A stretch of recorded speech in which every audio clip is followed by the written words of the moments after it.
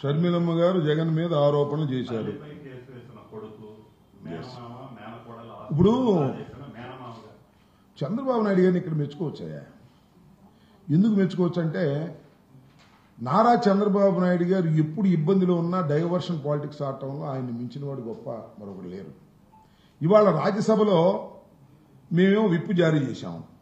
చంద్రబాబు నాయుడు గారు ఏం చేస్తున్నారంటే మొత్తంగా ఈ వక్ఫ్ బిల్లు ఉంది కదా, ఈ వక్ఫ్ బిల్లు విషయంలో మైనార్టీస్కు వ్యతిరేకమైపోతున్నారనే విషయాన్ని గమనించాడు. అవన్నీ పుంకాలుగా వార్తలు వస్తున్నాయి రాష్ట్ర వ్యాప్తంగా. దీన్ని డైవర్ట్ చేయాలంటే ఏం చేయాలి? దీన్ని డైవర్ట్ చేయాలంటే ఏదో కొత్త విషయాన్ని తీసుకురావాలి. నిజంగా చెప్తున్నా, షర్మిలమ్మ గారిని అనకూడదు కానీ, ఎందుకంటే రాజశేఖర రెడ్డి గారి కుమార్తె, మేము మాట్లాడాలంటే బాధగా కూడా ఉంటుంది. షర్మిలమ్మ గారు చంద్రబాబు నాయుడు గారు డైవర్షన్ పాలిటిక్స్ లో సింహభాగాన్ని ఆమె పోషిస్తా ఉన్నారు. మొన్న వరదల సందర్భంగా కూడా డైవర్షన్ చేయడానికి షర్మిలమ్మ గారు వచ్చేశారు. నేను ఒకటే అడుగుతా ఉన్నా, అమ్మ షర్మిలమ్మ గారు, మీరు తెలంగాణలో రాజకీయ పార్టీ పెట్టారు, శభాష్, మీ పార్టీ మీరు ఏదో పెట్టుకున్నారు. అసలు రాజకీయంగా మీరు జగన్మోహన్ రెడ్డి గారితో పోటీ పడవలసిన అవసరం లేదు. ఎందుకంటే డాక్టర్ వైఎస్ రాజశేఖర రెడ్డి గారి మరణం తరువాత చంద్రబాబు నాయుడు గారు కాంగ్రెస్ పార్టీ కలిసి దుర్మార్గమైనటువంటి కార్యక్రమాలు చేస్తే జగన్మోహన్ రెడ్డి గారు 16 మాసాలు జైల్లో ఉండవలసిన పరిస్థితి ఏర్పడింది. అలాంటి కాంగ్రెస్ పార్టీతో మీరు చేతులు వెళ్ళిపోయారు. అక్కడ పార్టీ పెట్టుకునేది పెట్టుకున్నారలే అనుకున్నాం. మళ్ళా అక్కడ పార్టీ నుంచి మళ్ళా కాంగ్రెస్ పార్టీలో చేరి జగన్మోహన్ రెడ్డి గారి మీద యుద్ధం ప్రకటిస్తూ ఉన్నారు. మీకు అసలు ఆస్తుల తగాదా ఉందా, లేకపోతే రాజకీయ తగాదా ఉందా, లేక చంద్రబాబు నాయుడు గారికి సహాయం చేయాలనేటువంటి కార్యక్రమంలో మీరు నిమగ్నమై ఉన్నారా? నాకు అర్థం కావటంలా. చాలా దుర్మార్గం అని మనం చేస్తున్నాం. చంద్రబాబు నాయుడు గారి చేతిలో పప్పెట్ లాగా వ్యవహరించేటటువంటి కార్యక్రమం. ఎప్పుడు చంద్రబాబు నాయుడు గారు డైవర్షన్ చేయాలి పాలిటిక్స్ అనుకుంటే అప్పుడు మీరు రంగంలోకి వచ్చేసి మీ ఇష్టం వచ్చినట్టుగా మాట్లాడేటటువంటి కార్యక్రమాలు మీరు చేస్తున్నారు. లడ్డు వ్యవహారం సీరియస్ గా ఉండగానే షర్మిలమ్మ గారు వచ్చి ఏదో 2 మాటలు మాట్లాడతారు. నేను అడుగుతా ఉన్నా, మీకు ఆస్తి తగాదాలు ఉంటే నాకు అర్థం కాలేదండి, కోర్టులో ఉన్నాయిగా తెలుసుకోవచ్చుగా. అసలు ఎప్పుడైనా మీ కంపెనీలో మీకు వాటాలు ఉన్న సంగతి మీరు ఇప్పుడు కంపెనీలు చూశారా? జగన్మోహన్ రెడ్డి గారి సిస్టర్ గాను, రాజశేఖర రెడ్డి గారి కూతురు గాను మీరు అందరికీ ప్రసిద్ధులు, దానిలో ఏం సందేహం లేదు. కంపెనీల్లో వాటాలు కావచ్చు. పెళ్లి అయిపోయిన తర్వాత 10 సంవత్సరాల తర్వాత మా చెల్లికి నేను వాటా ఇవ్వమంటే నేను ఇస్తానా? చంద్రబాబు నియమనంటే నాకు అర్థం కాలే. చంద్రబాబు నాయుడు గారికి 2 చెల్లెలు ఉన్నారుగా, పాపం ఒక చెల్లి మరీ దారుణంగా ఉందంట. హెరిటేజ్లో సగం వాటా ఇవ్వమని ఇస్తారా? ఇవి నాకు అర్థం కాలేదు. ఇప్పుడు టోటల్గా జగన్మోహన్ రెడ్డి గారి ఆస్తులన్నీ అటాచ్ చేయబడ్డాయి. రాజశేఖర గారి మరణం తర్వాత కేసులు ఉన్నాయి, గందరగోళాలు ఉన్నాయి. అసలు ఆ కేసులు ఏమవుతాయి ఏమిటి అనే టెన్షనే లేదు. నాకు వాటా కావాలి, నాకు వాటా కావాలంటే అన్నకి ఇష్టమైతే వాటాలు ఇస్తాడు, ప్రేమ ఉంటే వాటాలు ఇస్తాడు. తన ఆస్తుల్లో వాటాలు ఇవ్వడానికి ఎట్లా కుదురుతుందని అడుగుతా ఉన్నా. నీకేమైనా రైట్స్ ఉంటే you can challenge in the court. Already కోర్టుకి ఎక్కకూడదు అనుకున్నారు, ఎక్కారు. మా దురదృష్టం, కోర్టుకి ఎక్కారు. ఎక్కిన తర్వాత మీరు చేర్చుకోండి, మాకు అభ్యంతరం లేదు. కానీ ఎప్పుడు కావాలంటే అప్పుడు రావడం, డైవర్షన్ పాలిటిక్స్ మాట్లాడేటువంటి కార్యక్రమం చేయటం, చంద్రబాబు నాయుడు గారికి ఉపయోగకరమైనటువంటి రాజకీయాలు చేయటం కోసమే కాంగ్రెస్ పార్టీ కూడా ఉంది, షర్మిలమ్మ గారు కూడా ఉన్నారు అనేటువంటి భావన కలగటం మా దురదృష్టమని మనవి చేస్తున్నాం. ఇది చాలా దారుణమైనటువంటి అంశం. దీన్ని ప్రజలు గమనించాలని ఈ సందర్భంగా నేను కోరుతూ ఉన్నాను. షర్మిలమ్మ గారు కాంగ్రెస్ పార్టీ అధ్యక్షులుగా వ్యవహరించాలి తప్ప జగన్మోహన్ రెడ్డి గారి మీద బురదల్లే కార్యక్రమాలు చేసేటటువంటి కార్యక్రమాలు చేయటం మమ్మల్ని బాధిస్తున్నాయని కూడా ఈ సందర్భంగా మనం చేస్తున్నాం. కొన్ని బాధ్యతలు, కొన్ని అనకూడని విషయాలు కూడా జగన్మోహన్ రెడ్డి గారి ఎన్నికల్లో ఎలక్షన్లో దెబ్బ తగిలితే దాని మీద కూడా దారుణంగా వ్యాఖ్యలు చేశారు. చంద్రబాబు నాయుడు గారు చేయమంటే వ్యాఖ్యలు చేస్తూ ఉన్నారు. ఇది సరైనటువంటి విధానం కాదని మాత్రం ఈ సందర్భంగా నేను చెప్పదలుచుకున్నా. ఏంటి శర్మ గారు అడగండి.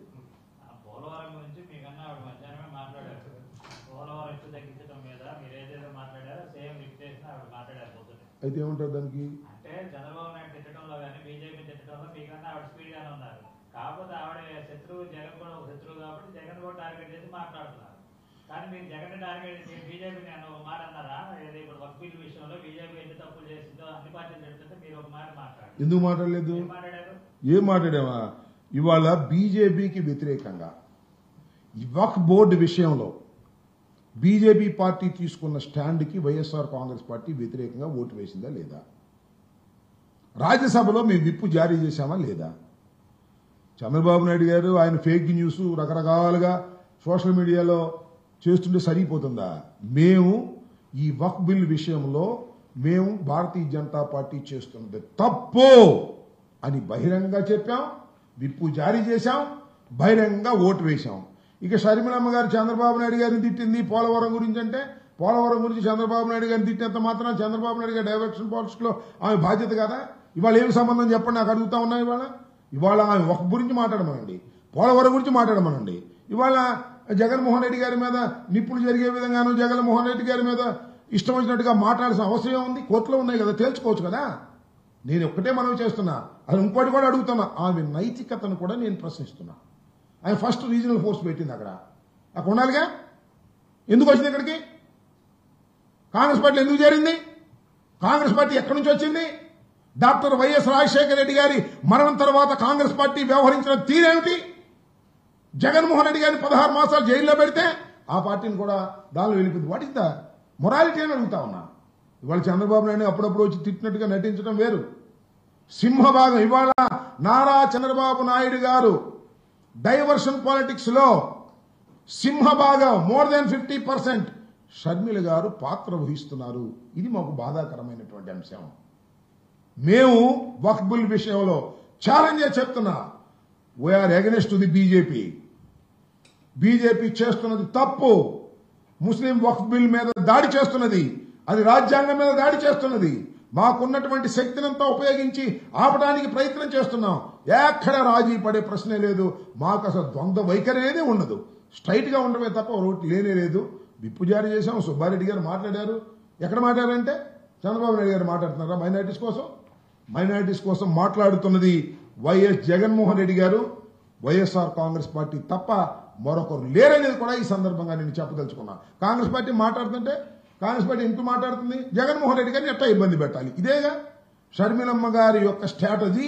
జగన్మోహన్ రెడ్డి గారిని ఎలా ఇబ్బంది పెట్టాలి అనేది. ఇవాళ పోలవరం గురించి నాకన్నా ముందే మాట్లాడొచ్చు. నాకన్నా ముందు మాట్లాడితే ఎక్కువ వర్కలు చేస్తారని నాకు అర్థం కాల. ఉన్న విషయం చెప్తున్నా కదా నేను. ఇవాళ నేను చెప్తున్నా, ఇవాళ కాదు నేను చెప్పింది. ఇదే ఇలాంటి ప్రెస్ మీట్లో అనేక సందర్భాల్లో చెప్పా. 41.15K చంద్రబాబు నాయుడు గారు అంగీకరించేశారు. శ్రీమద్ రమారమణ గోవిందో శటకోపం పెట్టేశాడు. ఆ రోజున ఏ విధంగా అయితే ప్రత్యేక హోదాని మంట కలిపాడో ఇవాళ పోలవరాన్ని కూడా మంట కలిపేటటువంటి కార్యక్రమం చేస్తున్నాడు.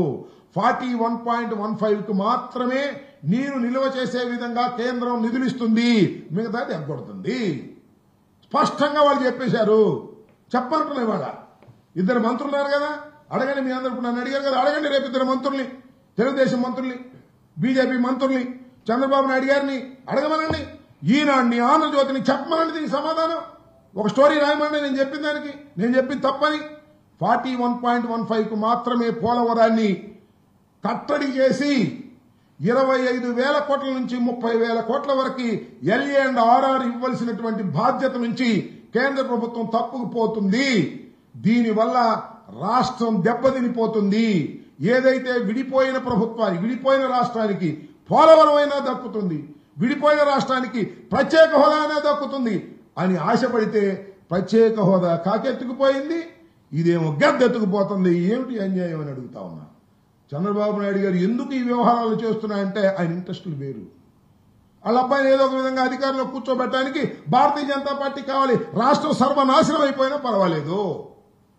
ఇదే ధోరణితో వ్యవహరిస్తున్నారు. కాదని చెప్పమంటున్నా నేను. కాదు అని కేంద్ర మంత్రుల్ని, రాష్ట్ర మంత్రుల్ని, మా మిత్రుడు రామానాయుడిని చెప్పమంటున్నా. పచ్చ చొక్కా దిగుతున్నాడు కదా రోజు, పోలవరం పోలవరం అని చెప్పమంటున్నా నేను. రేపు చెప్పను 41.15 కాదని మొన్న చెప్పాడు. కాదని ఆ ఇల్లు కాదు, కేంద్ర ప్రభుత్వం జలశక్తిని చెప్పమనండి. జలశక్తి వాళ్ళు కమిటీ గారు, ఎందుకంటే అయిపోయింది ఒడంబడిక, ముంచేశారు. గోదావరిలో పోలవరాన్ని ముంచేశారు. ఒకటి. రెండోది, షర్మిలమ్మ గారు వారు ఎప్పుడు కావాలంటే అప్పుడు చంద్రబాబు నాయుడు గారు ప్రయోగించేటటువంటి డైవర్షన్ పాలిటిక్స్ లో అంతర్భాగమైపోయినటువంటి దుస్థితి చూసి బాధపడవలసిన పరిస్థితి ఏర్పడుతుందనేది మా భావన. ఎక్కడ సందరిగితే అప్పుడు జగన్మోహన్ రెడ్డి గారిని విమర్శించటం. ఎస్, మీకు డిస్ప్యూట్స్ ఉన్నాయి, గో హెడ్. కోర్టులో ఉన్నారు కదా, కోర్టులో తేల్చుకోండి. రోజు మైకి ముందు ఎందుకు అంటే జగన్మోహన్ రెడ్డి గారిని ఏ విధంగా డ్యామేజ్ చేయాలి, చంద్రబాబుని ఏ విధంగా పైకి తీసుకురావాలి. ఆమె కాంగ్రెస్లో ఉన్నారు, చంద్రబాబు నాయుడు గారి ఉన్నతి కోరుకుంటున్నారు, జగన్మోహన్ రెడ్డి గారి